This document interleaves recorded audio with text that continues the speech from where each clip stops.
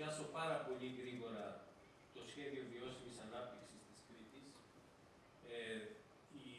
Το πλαίσιο σχεδιασμού έχει αναλυθεί προηγουμένως. Well, moving on to the aspects of the sustainable energy for Crete, perhaps, well, some things have been said before, but I would like to say is that we do need to take into account our possible hookup to the grid in Greece or perhaps with Israel or Cyprus. Again, there is oil that's been discovered in the region. Now, obviously, we're very dependent on fossil fuels. We do have a great deal of potential when it comes to renewables, and it's been said that at present 20% of our electrical energy is generated by renewables. Well, 23%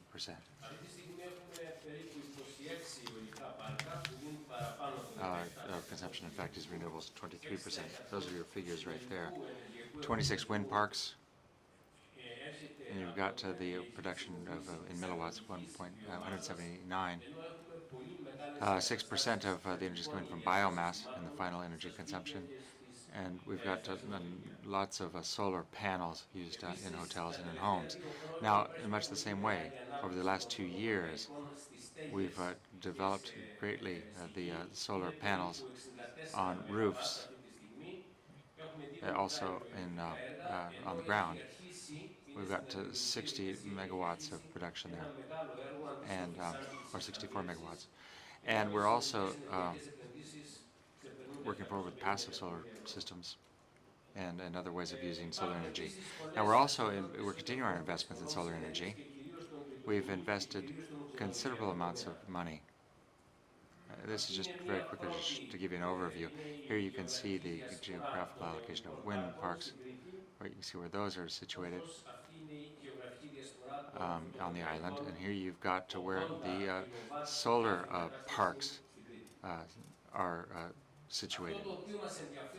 And those are the ones with 80 megawatt production. Now, what's of interest here from a sustainable energy point of view is how we can, in fact, make the best of the added value available. And we do this having an open innovation model, which allows us to integrate improvements which we're learning about from other regions that we then subsequently adapt to our conditions, and to develop our own, working with our universities and other research institutes. Now, in 2005, you can see our figures here for the base here. And we had 95% of our energy being generated by oil, just 5% by renewables. Now, and here's the use of energy at that time. Well, you can see that mainly the largest use was for transports, and then the third sector, tertiary sector, for consumption of energy. Now here we can see what's changed in terms of production. You can see the figures. The yellow or the green lines are the energy being generated by the wind parks. You can see them growing through time, slowly but surely, and you can also see that it's only normal that the tertiary sector and housing contends to use most of the energy. Now, if we take a look at the way things are, if we hadn't done anything at all, if we had just continued to work as we're working now, rather, you can see the trend line here for the continuing installations, and you'll see what would happen by 2020. We'd be up to 100,000 megawatts in terms of wind parks. We'd have a small park in terms of the total megawatt increase, and you'd see the reduction of CO2s, which would be so you can see that we've got a trend that already shows that we've been busy on these fronts for a while at present. Now, when it comes to consumption, you can also see that we are trying to reduce our need for energy, and this is particularly in the tertiary sector. That's the one where most of our energy is consumed, so that's the most important one. And when it comes to the reductions that we could anticipate, well, we would imagine there'd be about 17.5% reduction.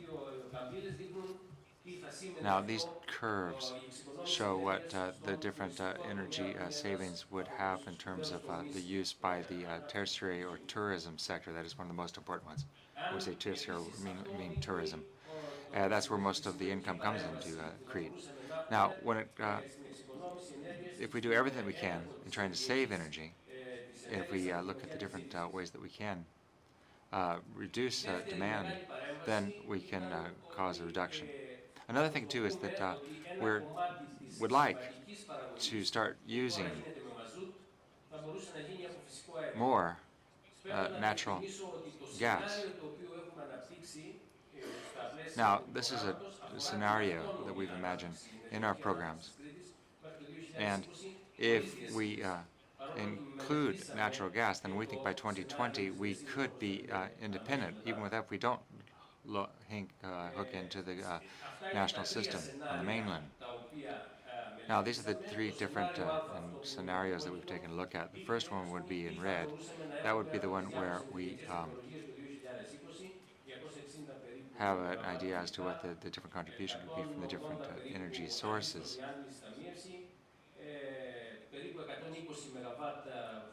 271 would be total.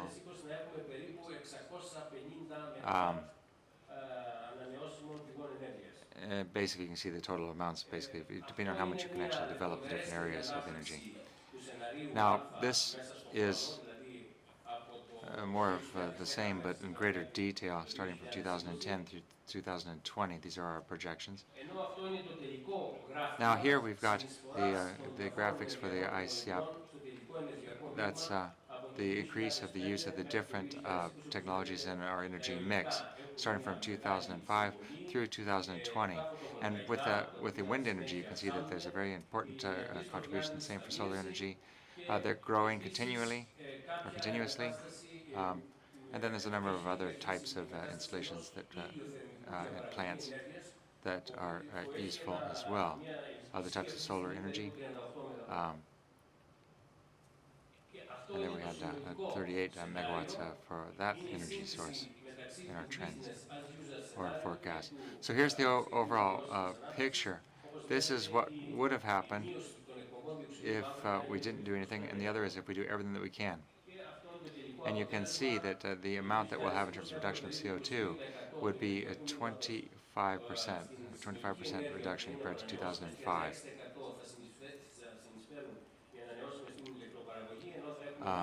Our primary energy demand is expected to drop by 22%. And then we'll have, just before I wind up, I would like to very quickly just mention a number of different projects that we're looking at. We've been looking at the economic viability of 26 different projects. Now we've come up with a short list of 6. These are the 6 that we deem to be the most interesting ones. These are the ones we've worked with the most. We've got a solar thermal power plant, and we've compared Crete with mainland Greece.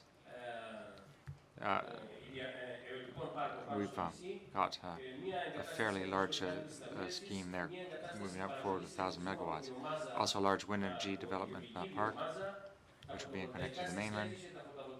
We've got a hybrid wind, and then other types of systems too. So some use solar, some use in the roofs, and then others that are ground-based.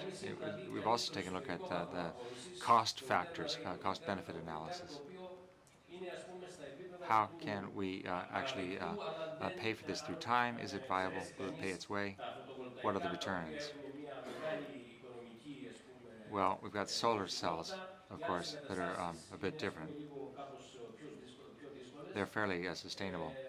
When it comes to the other forms of energy, they're not quite so profitable. The numbers don't add up quite as well. But we've looked at that and looked at the actual figures and tried to develop cost-benefit analysis. And this is important for the work that we presented then to ILPACT. Now, then it's a question of what the reduction would be of CO2 emissions in detail in terms of tonnage per euro of investment. And here we can see, for example, that connecting Crete with mainland Greece would lead to a great deal of reduction in CO2. Then comes biomass, and you can see that first, really on the top of the list, you see how many years it would take to build these different projects and how much it would cost to maintain these as well. So you've got quite a bit of information there. I do thank you very much for your attention. Thank you for that, and my apologies for not giving you your place. I didn't realize you were going to follow on.